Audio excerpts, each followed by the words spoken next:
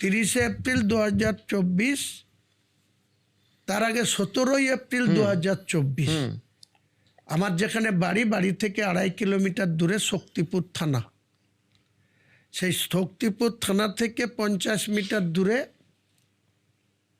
প্রতাপ সংঘ লাইব্রেরির মাঠ,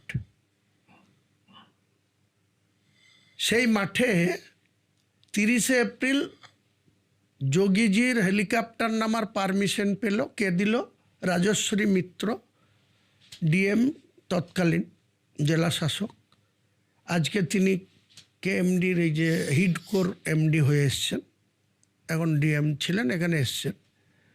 তো 17 এপ্রিল যখন শক্তিপুরে পুলিশের সামনে দাঙ্গা হয়, পুলিশ নিজে আক্রান্ত হয়, ডিআইজি ওয়াকার রাজা আক্রান্ত হয়, এসপি বহরমপুর সূর্যকুমার যাদব আক্রান্ত হয়, ওসি শক্তিপুর রাজু মুখার্জির মাথা ফেটে যায়, তখন এই হুমায়ুন কবির বুক চিতিয়ে সেখানে দাঙ্গা থামায় বা পুলিশের গাড়িকে শেল্টার দেয়।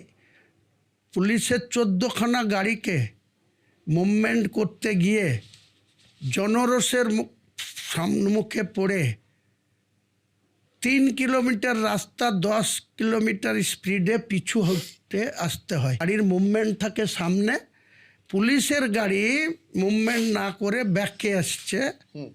যেসব ড্রাইভাররা ছিল সূর্যকুমার যাদবের সঙ্গে, ওয়াকার রাজা ডিআইজি কল্যাণীতে বসেন, তিনি মুর্শিদাবাদ নদিয়ার ডিআইজি। এছাড়াও অ্যাডিশনাল এসপি, বিভিন্ন আইসি, ওসিদের গাড়ি, 14খানা গাড়ি।